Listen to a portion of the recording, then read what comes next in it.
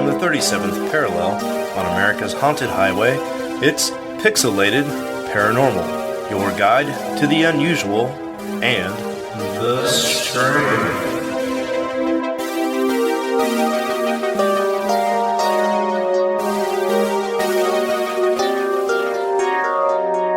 What's up, all you cool ghosts and goblins out there? It's Pixelated Paranormal, episode 149.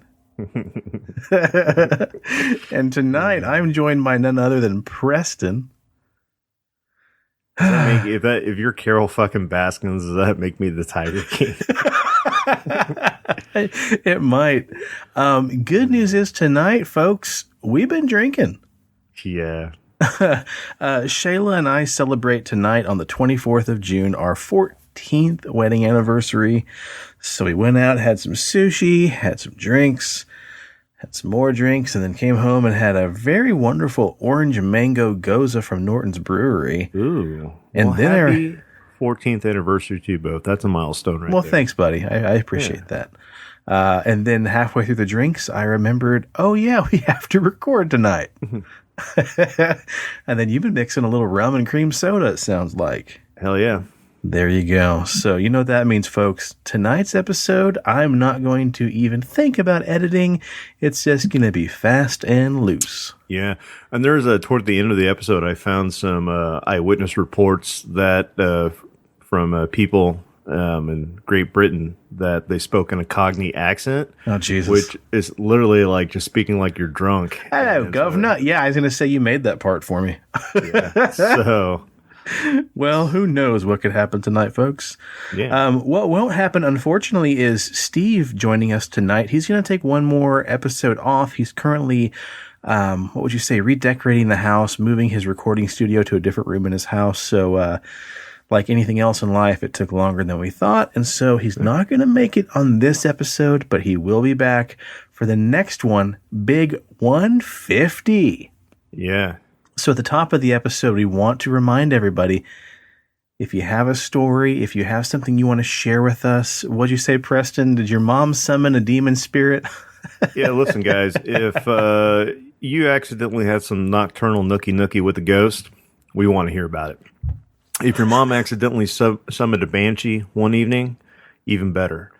And if you got anal probed by an alien, whoa, baby, that's the ticket. So you send us all that shit, either on Facebook Messenger, pixelatedparanormal on gmail.com. Just keep the trucker rolling, okay? Oh, yeah. Yep. And we've already got a boatload of content prepared for episode 150. So it could be a long one, folks. And that what? I got one story today, but it ended up being two stories. Yeah. So it's just like, holy hell, man. Yeah, we'll take it. Yeah. Definitely. So we got some great stuff coming up, and that's your cue, folks. If you're listening right now, hit us up. We need your story. Yeah. And I'm going to send out a couple social media call-outs, call to action for you guys to send us your stories, or just give us a short paragraph in the comment section on Facebook or Instagram about the weirdest thing that happened to you. Yeah. There you go. Can't wait. And like I said, it's already a cornucopia, cram-packed, just busting at the seams. For Weirdness. you guys. Yeah. Cool. Well, that brings us around town. Tonight's episode, you guys love them. We love doing them. It's another Cryptid Encounter number 15. Preston, What are we talking about tonight?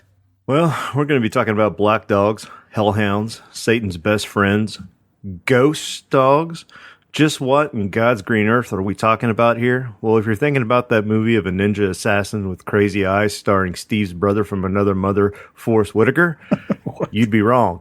But if you haven't seen Ghost Dog, go do yourself a favor and check out that gym, because it's a hit one.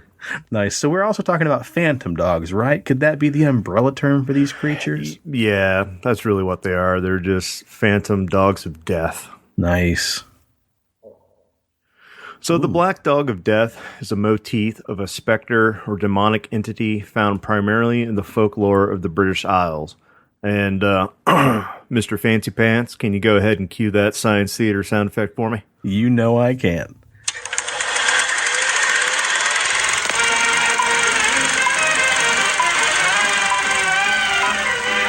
The black dog is especially a nocturnal apparition and in some cases a shapeshifter. It's oftentimes said to be associated with the devil or described as a ghost or hellhound. Its appearance was regarded as a portent of death. It is generally supposed to be larger than a normal dog and is often seen that they're not just an ordinary dog, however. On occasion, these ghostly black dogs are said to be missing their heads. Good God. At times, they speak in human voices, and others see black dogs leap into the sky or appear or disappear suddenly, walking straight into a large tree or mountain, as if it wasn't a solid creature at all. It sometimes is associated with electrical storms, also with crossroads and places of execution and ancient pathways. The origins of the black dog are difficult to discern. It is uncertain whether the creature originated in Celtic or German elements of British culture. Throughout European mythology, however, dogs have been associated with death. So examples of these are the... Fuck, I don't even know how to pronounce this. This is one of those fucking Gaelic words. Buddy, we're not known for our pronunciation, so just take a whack at it. The Quin Anwin, or the Grammar, and Cerberus. I mean, that one's pretty fucking easy right there. There you go. Fuck that Not one too up. bad. All of whom were in some way guardians of the underworld, and it is possible that the black dog was a survival of these beliefs. So black dogs are generally regarded as sinister or malevolent, and a few are said to be directly harmful. They may also serve as a familiar spirit for witches and warlocks. Some black dogs, however, such as the Gert dog in Somerset and the black dogs of Hanging Hills in Connecticut, are said to be, little goody two-shoes, and they help you out. Goody, goody, two-shoes. Goody, goody, two-shoes. Some known as guardian black dogs guide travelers at night onto the right path and guard them from danger. So there's that. Okay. And hold on, because my thing's not scrolling right. While you're scrolling right, I'll remind everybody, supposedly the haunting of Corpsewood Manor, people have seen a black phantom dog guarding that area as well. Said to be one of the two gentlemen's guard dog that was actually killed during that home invasion. Wow. Mm-hmm. Well, it's more information time, because these things can range in color and appearance. So it's not just black, because I know, black cats have a bad rap because, they're supposed to be like familiars of witches too. Mm-hmm, but don't just think because it's a black spectral dog that it's bad, because the Galley Trot of North England is a large white dog with a shadowy or intermittent outline that will chase anyone who runs away from it. The Coolsith of the Scottish Highlands is dark green in color and the size of a strike or a young calf. They were usually kept tied up in the burrow or fairy mounds as watchdogs, but sometimes they accompanied the women during their expeditions and were allowed to roam about alone, making their lairs among the rock. They moved silently and had large paws the size of an adult human hand and had a loud bang that could be heard as far out as sea. Some like weird mermaid thing going on there. Like Murdog. Yeah, Murdog. It is said that anyone who heard them bark 3 times was overcome with terror and died of fright. Yeah. So after the second bark, you just clutch your chest and wait? Yeah, you're just like, no, motherfucker. Not the third time. I've had a pretty good run so far. The Island of Man off the coast of Scotland. These dogs are said to be Farishan or Mannix fairies and can be found in a wide variety of colors. So they're described as all the colors of the rainbows with red ears. It's like playing Minecraft and making purple sheep. Yeah, and they have the following names: Gut Trash Gert Dog, Hairy Jack, Mooth Doog, Old Shrock or Black Shuck, Padfoot, Puka, Shikaker, Hui Chuvo and Hui Peck, Hu Wei Wei Chewy Peck, and Lobazine. Wow. The Gut Trash Gert Dog sounds like a sex position or something you might want a topical cream for. Yeah. Hey, Jerry, what's that weird rash you got going on down? It's the Gert dog. Doctor said I got a case of the gut trash Gert dog, if you know what I'm saying. She was a little dirty. Yeah, we call it drip dick in my day. But like we said earlier, not all ghost dogs are bad, right? If you see a cute little cuddly one, no worries. Now, if you meet a black dog once, it shall be for joy. If twice, it shall be for sorrow. And the third time shall bring death. Yeah, so in Connecticut, they would tell you even if you see the cute little cuddly black ghost dog, you're fucked. So, whoopsies. So Whoopsie nuggets. Whoopsie nuggets. So the legend of the black dog has been told by those living near the hanging hills of Meriden for over 100 years. Those who claim to have seen the dog describe it as a supernatural creature who supposedly leaves no footprints and remains completely silent as it travels along the ridges of Meriden's Hubbard Park. Now, when I Google searched this thing, one artist depiction showed it as a big black German pinscher, and then another artist depiction showed it as like a cute little cuddly like wiener dog. So I like to think of it as the second one, like this little tiny like wiener dog like roaming the hill. I like the idea of a little phantom dachshund just running around. Anyways, at least 6 deaths have been blamed on the third meetings with the black dog. So one of the earliest accounts of the black dog was published in the Connecticut Quarterly, 1898. So a long ass time ago. Yeah, well over 120 years. By New York geologist W.H.C. Pynchon. And according to Pynchon, in February of 1891, he and geologist Herbert Marshall of the USGS were conducting geological research in the Hanging Hills when they saw the dog.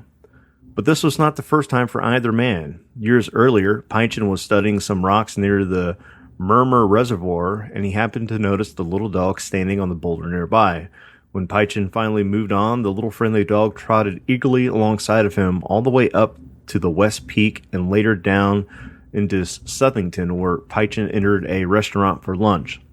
Later, the dog began following him back to his hotel, but by the time the two got back to the spot where they originally met, the dog had suddenly vanished. Pynchon whistled for his newfound sidekick, but sadly, he had seemed to vanish into thin air. Uh-oh. Marshall, who had seen the dog twice before, scoffed at the legends. He's like, dude, fuck this 3 times bullshit. It's going to be all right. So while the two men were studying a rock formation near the ledge of a cliff, they noticed the dog approaching them, wagging its little wiener dog tail, and it was all excited. And without making a sound, as the dog drew closer, Marshall slipped on the ice and plunged to his death. Yeah. What a little bastard. Yeah. Oh, look, there's little... Ah! So his body was later covered by authorities, and this was the third time Marshall had seen the dog, and the second time for Pynchon. Reports of the black dog continue to circulate in Connecticut to this day. And that's the only thing that I could find in the United States for, folklore of black dogs. Now, the Ozark Howler is considered to be like a black dog entity because it is also an omen of death, and it has like a weird howl to it, but it's described more as like a weird dog-goat hybrid Bigfoot thing. So for more black dog tales, we're going to have to go overseas to our brothers from another mother over in England. And Shawn, what do you got first? Well, now, hang on a second, because Steve's not here with his big old book of bullshit. Ooh. I did actually consort Linda S. Godfrey's I Know What I Saw, Modern-Day Encounters with Monsters of New Urban Legend and Ancient Lore. And I found a tale of a creature that lives in Rusk County, Wisconsin. People driving through the far northern part of Wisconsin expect to see bears, deer, and even an occasional wolf passing through the heavily forested land. The 20-year-old maintenance technician Jay and his uncle, however, knew that what they saw as they returned home from bow hunting north of Ladysmith and Rusk County was none of those things. Jay's wife first told me the main story in an email, and then I interviewed Jay at some length for the details. It was the fall of 2002, and he said that at either end of October or the beginning of November, just after dark, he and his uncle drove home after their day in the woods. He said there was little to drive by at the Hubbard Town Hall. Our headlights shone onto the field and next to it, and then it was standing there, facing right at us, 40 or 50 yards away. The creature was the size of a horse. It was real stocky and muscular. We could have seen it plain as day. The eyes, however, reflected red, and deer have naturally yellow eyeshine. Its head came down to a snoot, and it had a muzzle more like that of a Labrador, instead of a German Shepherd like many people had reported. It was very hairy, with matted hair covering its head and its entire body. We couldn't see ears, though. It kind of shocked me. It seemed very solid, though, not transparent. I felt it was just challenging us like a dog that would stare at you. It wasn't moving, and after maybe 3 minutes, it turned and walked really slow on all 4 legs, disappearing back into the woods. I don't know how to describe it. It didn't move like any other animal. We were silent at first, and then looked at each other. It had a beard, but it wasn't real long, almost like a goat's. The hair was 3 to 4, maybe 5 inches long, and the shape of the beard was just so bizarre. It had the presence, I almost felt like, that it was something evil or not of this world. He added later in 2006, 4 years after the initial sighting, the family found some strange tracks by their cabin, some miles away from the initial sighting in Hubbard. They were 17 inches long and 8 inches wide, barefoot and human-like, but the big toe was split, and there was a strange claw mark in front of each toe. He said his aunt took photos, but wasn't sure how they came out. 4 years after the fact, there is no way to know whether the footprints came from the creature Jay saw or this was a separate creature altogether. All more indicative of a Bigfoot, as this had the absence of ears, and the beard also sounds more ape-like and less canine. It was on all 4s, and the size fits the general stated dire dog or phantom black dog. But like Bigfoots, they're also known to run on all 4s. Either one would be at home in all the northern forests, bogs, rivers, and land shores, or something else entirely beyond a Bigfoot. At any rate, it was definitely not a member of the normal up north menagerie, and therefore deserves to be included here in the phantom dog sightings. So there you go, a little more old US of A. But Preston, you said you wanted to go overseas, so overseas we shall go. To Lady Howard, who became a black dog. Are you trying to play British music? Yeah. That way they know we're going overseas. Okay, because they were probably confused when we said we're going overseas. Oh, boy. Lady Howard was a noteworthy citizen of Devonshire at the time of the reign of James I, between 1603 and 1625. She was well known for her beauty, her wealth, and talents, along with accomplishments, and infamous for her cruelty to her only daughter, and just how many husbands she had lost. Ooh, that sounds like quite the scandal. And she was also married no more, no less than 4 times. When she died, it's said her spirit was transformed into a black dog and tasked with running until midnight, till cockcrow, every night between her former residence of Fitzford and Oakhampton Park. Each trip she must bring back a solitary blade of grass from the park.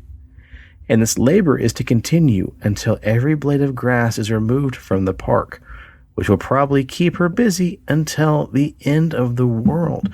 Interesting, kind of like Sisyphus. Yeah. Except for he wasn't no dog. All right. My next story I found is called Put Me in Your Pocket. Around 1908, at the Bell Hole, a farm about a mile west of the town of Cryptid in Lincolnshire, on a day when the monthly nurse was making her visit from town, the children of the house were talking about the local black dog as they were getting put to bed. They asked the nurse if she wasn't afraid of meeting the creature on the way home in the dark, and what she'd do if she saw it, to which the nurse replied, I shall put him in me pocket. They were brave, if silly words, and all the children were sent to bed. The nurse walked home toward Cryptid, and during the walk, the strangest thing was said to have happened. Not only did the black dog appear, but it ran around the nurse saying, Put me in your pocket. Put me in your pocket. That's a pretty good Scooby-Doo. That was not my Scooby-Doo voice. That was more my my droopy voice. Yeah, I like it. Next story I have was titled Shoot It With Your Gun. So when researching the topic of black dog legends and encounters in Lincolnshire, England, for her 1938 article on the topic, Ethel Rutkin received a letter from the village of Guthrop from a man she only identifies as CKS. Your inquiry at the Black Dog takes me back to the days of my childhood, when we were told that a dog with big eyes as big as tea saucers would be heaving on toward us if we didn't behave then. There was said to be a black dog down Intake Lane with another, where it roamed toward its owner's field at neat time. Sammy Preedle's now dead, once shot at it against the big old willow tree, and his gun barrel busted, and then he came home white as a sheet. The willow tree stood on the bank of the Guthrop drains towards Axie Station. It is now gone. There are stories heard in my boyhood from all the way back in 1882. That might have been a little bit Australian towards the end. Yeah, that'd be all right. No, I'm pretty sure I think this is the last one I have. Okay. And this is titled Billy and the Bargist. So sometime around 1827, previous to the publication of William Hone's table book, Hone was told a strange tale by a friend of his from Grassington, a market town in North Yorkshire, England. Hone identified the teller of the account simply as Billy B, and he then printed the narrative in Billy's own words, which is hard to follow due to both his accent and the difference in grammar between 1827 and now. Thus, I'm going to sum it up, and then old Sean's going to take a stab at it. God. Yep. Yeah, that sounds like a giant word salad. So, Billy B had been late at Grassington with work and a casual drink or two. And he started off for home around 11 p.m. that night. It was a nice night with a bright moon that lit up the countryside plain as day. As Billy was walking on the mill lane, he heard something pass by him, a sort of brushing sound, accompanied by the sound of chains. But he saw nothing to account for the noise. He stood still and looked carefully around. He had a stone wall on each side of the lane for as far as he could see, and the noise had stopped when he did. Then the sound started again, the brushing noise with the sound of chains. Convinced that what he was hearing was a legendary creature called the Bargist, which cannot cross running water, Billy decided to hurry down the road to the wood bridge he knew was a little bit ahead, hoping to lose his strange companion by crossing it. But as soon as he crossed, he heard the same brush and chain noise. By now, he was starting to be less frightened and decided to try to see what the noisemaker was. Billy headed up the great bank toward Linton, listening for the noise, and when he heard it again, he turned and looked in the direction he heard it from, but he didn't see anything, and the noise stopped. This time, Billy headed for home, but heard the noise again and reached for his door. The sound was headed away towards another house, so he followed the sound, and this time he could see a tall in the moonlight. He could see a tail in the moonlight. This is why you shouldn't drink. Figuring he could now at least say he'd seen the beast, Billy turned back toward his home. But when he got to his house, he found a great thing, woolly like a sheep, but much larger, lying in front of the door of his house. He tried to order it out of the way, like, get the fuck out of my door. But the creature would not move. Billy got a stick to strike at it. But before he could strike it, the creature looked up with him with eyes as large as saucers, with red, blue, and white rings in them that grew ever smaller till all was visible in the middle of the eye were dots. Despite its strange appearance, Billy continued to order it away, and it continued to ignore him. But his wife heard the commotion and soon opened the door to see what was the matter. Upon her opening the door, the beast stood and walked away. She said herself that it was the Bargus, and Billy was impressed that it was apparently more afraid of his wife than him. So you see here, sir, as I've been clock dressing at Gurston, I stayed rather late, and then be getting a little supper spirit. But I were far from being drunk, and I knowed everything that passed. It were about 11 o'clock when I left, and it were about, end of the year, and then most admirable need it was. The moon were very bright, and I never seen wrist alone fell plainer in all my life.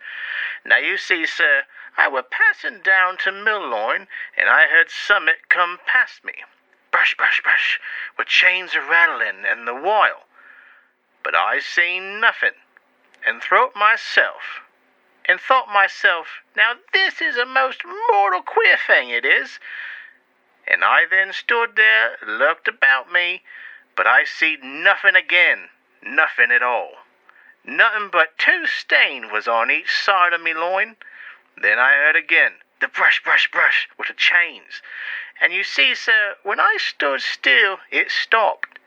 And then, thought I, this must be the August. That say so much said about it then, and I hurried towards the wood brig. For they say, this is how the August cannot cross water. But Lord, sir, when I got up to the brig, I heard the same thing again. So it must either be you've crossed the water or gone round it some head to the spring head. And then I became a valiant man, and I were a bit freestanding afore. And I thinks, I'll turn around and have a peep at this thing, I will. But then I went up Greenbank towards Linton, and I heard this brush, brush, brush with the chains, and away, but I didn't see nothing.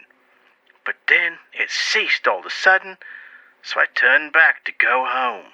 But I hardly reached the door when I heard it again, the brush, the brush, the brush of the chains and all, going down towards the Holton house. And I followed it, I did, and the moon right there shone very bright, and I could see its tail. And I thought, well, what a thing! I seen it now, and I'll be away home. This I got to the door, and it were a giant thing like a sheep, but it were larger, ligging across the threshold on the door, and it's all woolly like, and I say, get up, and it wouldn't get up. And then I says, stay there. Then I grew valiant, and I raised a stick right beside it, and I said, look at me. Such noises. Oh, his eyes they glowed, and they was big as saucers, and like a cruel bull. First there were this red ring, and then a blue one, and then a white one. And these rings grew less and less till they came to a dot, a pin-sized needle hole. Now, I wasn't nothing to fear on, though, and I'd get me all fearful, and I kept saying, get up, stir yourself, get up. And then my wife, she was at the door, and she came and opened it, and this thing, then it got up, and it walked off. And if it weren't for me old wife, then me old lover there, me old wife, she said it was the August, and I never seen it since. And that is a true story. Bravo. I mumbled through that in one go. Oh man, that was good. That was good, buddy. Yeah, I think I strained a throat muscle. Well, And for all of those who couldn't understand that, it sounds like this guy was making his way home from a bar one night after having a meal by himself, and he heard something brush, brush, brush with the jingling chains, and he thought he could get rid of it by crossing some water, and the dog was smart enough to go around the water, and then it followed us home, and his wife opened the door because she is pissed to high hell because this bastard was so late and so drunk, and even the fear of a woman. Yeah, that dog's like, I ain't fucking with this. It was out. Two things in this world ain't nothing to fuck with. Wu-Tang Clan and that guy's wife. So that's Black Phantom Dogs, huh? I like to say that's the most lackluster of our cryptid encounters, but it was on the list. Look, see him once, you probably aight. See him twice, probably aight. See him a third time, you're fucked. I like to picture them as either little bastard Pomeranians or great big Beethoven-like dogs. Fucking giant ass, like, St. Bernards from hell with like little fiery eyelids. And I mean, that's the crux of it right there. There's not a whole lot about phantom dogs that you can really elaborate further on. They're just big damn dogs. They guard sacred places, cemeteries, or haunted areas. And sometimes their eyeballs change 3 different colors like a dying Xbox 360. Yeah. Well, the episode's a little short and a little sweet, but that's because we have a great big old thing planned for you guys next week. I can give you all a tease because as today I was taking my notes from the story that I was told, and my story that I got from a listener, so to say, was. Yeah, I mean, do you want to tell him how you got the story, or do you want to leave that part no, anonymous? because then right after I get done with this, I'll go into stay local, keep it whatever.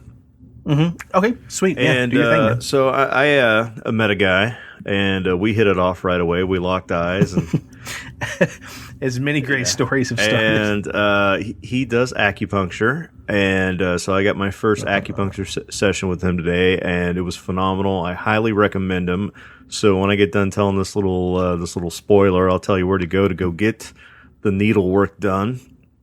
And now, does he mind us giving his name? Because I don't want to give him any. I don't want to put him on blast if he doesn't want to be. We'll just call him B for now. Okay. But I'll tell you where to go to his, because he's got a website, he's got a Facebook page. You can contact him because you can go get your shit fixed and have a really great conversation. That's how great of a guy he is. His lust for the paranormal is just as big as ours. Well, and that's all I want in the world, really, is just good conversation and get my shit fixed. I mean, who doesn't, right? I mean, there you go. I'm probably butchering this, but he told me a story about a Santeria, which is a Puerto Rican witch. It's like a voodoo priestess. So it's somebody who. Now, we're ignorant here. I think that expands farther than just Puerto Rican. Is that more like a Latin thing? It might, but I think if you go to like Cuba, they have a little bit of a different name for them. If you go to like Jamaica, or like Haiti, they're going to have a different. It's probably the same type of dark art that's being practiced, but from that particular cultural standpoint. His nationality is, he's part Puerto Rican, so it's Santeria. Yeah, there you go. Yeah. Just think of that song by, I almost said Sugar Ray. Oh, shit. What's that band? That fucking group? Sublime. I don't practice Santeria. I ain't got no crystal ball.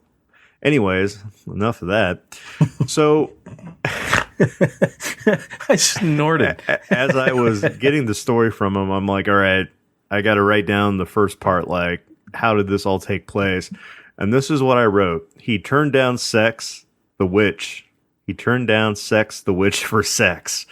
So basically, there was a guy that was propositioned by a Santeria, and he's like... That's going to be a no for me, dog. And a lot of shit, bad shit followed from turning down that proposal. So that is going to be on the next episode. Okay. Well, and it's funny because you and I are almost at a point now where you meet somebody and you hit it off. And at some point in that conversation, you're going to ask them, like, hey, what's the weirdest thing you ever saw? And this is what I got. So, we got a story from one of our coworkers included in this listener story episode. And we're not going to say which story it was because we want to give them some anonymity because, again, we started the show up because we fully believe everybody has experienced something weird they can't explain, but not everybody is excited to talk about it or tell people, what it was they saw. So we're not going to tell you which one of the stories belongs to this person, but we got a lot of stuff. And you know what? It's going to be nice because it's not just us telling these stories that were sent to us. We do have audio from, I believe, at least 2 people coming and hopefully more. But yeah, it's going to be a fun episode. I really, really look forward to this. It's going to be pretty awesome. So, and fair warning real quick on that. Depending on how many stories get submitted and how big this is, we may not drop it till Friday of next week. So I believe that is the 3rd of July. Mm-hmm. So fair warning, it might take an extra day, but I think that'll be because we're just cramming so much goodness into it. Mm-hmm. Cool. What were you going to say? Well, I was just going to go right into, as always, if you need a beard, if you want a beard, if you want a, shuck luck beard, or what do we say, growly dick beard, Shuck luck growly dick. Anyways, if you want a beard better than that weird thing they saw in Wisconsin, check out BigDobsBeardBomb.com and use promo code PXLPARA for 20% off your order. And use that promo code to pick you up some scents like Dundee Cedar, Bay Rum, Sweet Tobacco, Fresh, Citrus, Classic. And I'm not done because keeping it local here in the Wichita area, if you need your Rona hair taken care of, go over to www.cutsbycolin.com and book yourself an appointment with our good buddy Colin, who's going to be sending us in some stories for next week's episodes. Oh, is he now? And as for the razzle dazzle, there. He still is never going to know what that means, but it'll put a smile on his face. And then put a smile on our face. After you get yourself dobs, after you go get your hair did, you're going to need some, relaxed time for yourself. You're going to need to fix yourself up a bit because, maybe your back's all crinked up or you got some neck issues. So go to Facebook and under the search bar, type in 3PHACU, and that will take you to 3 Pillars. I should have had this already pulled up. You know what? Like we said, we were drinking. That will take you to 3 Pillars Health.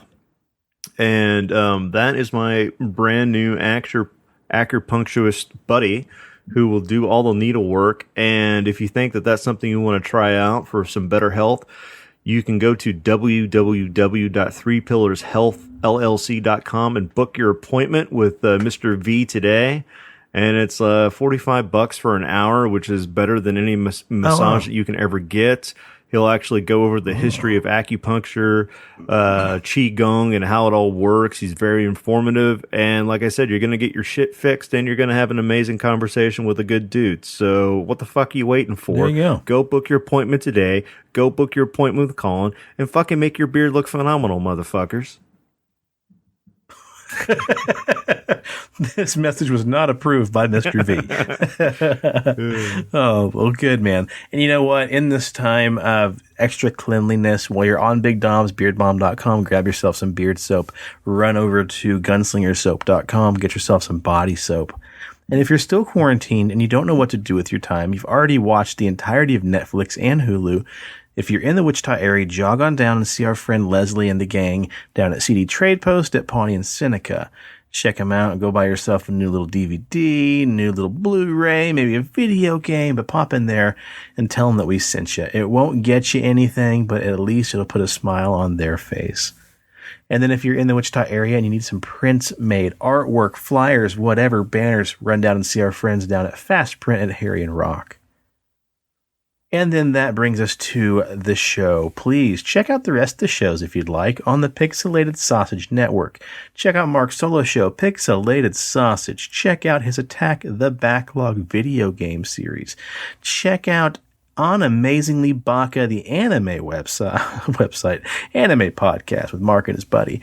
And then check out, we've got about 5 episodes loaded up right now of 13 Nightmares. I swear on everything holy and every black dog, the show is coming back. We're just trying to, get a couple episodes done before we start posting them. But yeah, that thing hasn't died yet. It's just like everybody else. This whole pandemic has turned everything on its head and then taken a big dump on it. All right. Anything else you can think of? No, I'm good. That's all I got. All I would say is, just remember, all you ghosts and goblins out there, love yourself, love your neighbors, stay spooky, stay on that paranormal highway. That's true. And yeah, let me elaborate on what you just said. Go out there and be fucking cool to people. Yeah. Go out there and help somebody, man. I don't know. Buy somebody's coffee in the drive-thru. Buy somebody's breakfast at McDonald's. Just do something nice if you can. If you can't, that's fine. Smile at somebody. Hold a door open for somebody. If you're already opening up a dirty-ass door, hold it open for the next guy or gal who doesn't have to hold it open, because the world right now, it's always been a dirty place. Right now, it's a scary, dirty place. Give them a fist bump. Give them an elbow bump. Give them a high Maybe a high five. I feel comfortable with a high five, but give them a nod, give them a wink.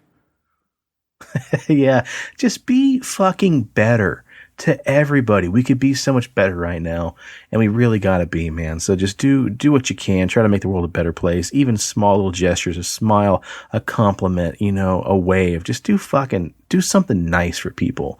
And also take care of yourself. Self-care is very important. Like Preston said, he got an acupuncture massage. If you're in the Wichita area, you can go down to Tank House Float and get a little float session. Preston and I really stand behind those. Yeah. They're wonderful. Get a massage. And again, if money's a thing, don't worry about it. Just find half an hour and go sit in a room with everything turned off and just think in the quietness. Meditate, take a nap, go for a walk, go for a jog, walk down by like a lake or a stream or something and just take a few minutes out of your day for yourself, because that's more important now than ever in these weird ass But if you're times. outside on that walk and you come across a black dog, run the fucking other way. That's true. That's very true. And here's another thing, guys. We don't get very political. If you don't want to wear a mask, that's your thing. Please, for the love of God and the lack thereof gods, don't fucking shame people for wearing a mask. Yeah. Just don't do it. If they want to wear a mask, let them. Don't make fun of them. They're doing it for your safety and their safety. If you don't want to wear one, don't wear one. But that's one thing you can do to make the world a better place. Quit giving people shit if they want to wear a mask. All right, there's our TED Talk for the day. On behalf of Steve, I want to say cheers to the weird shit in the world and those of us that love to talk about it. Yeah, I already said mine's here, so peace, motherfuckers. The cast at Pixelated Paranormal would like to thank you for listening to this week's episode. Pixelated Paranormal is here to tell you tales of the fantastical, the strange, the unknown. Tales that will move you a little further down the paranormal highway. If you'd like to share your own listener story, we would love to hear it. Email us at pixelatedparanormal@gmail.com. Again, that's pixelatedparanormal@gmail.com. We'd really love to hear from you. Again, thanks for listening to this week's episode of Pixelated Paranormal, your guide to the unusual and the strange.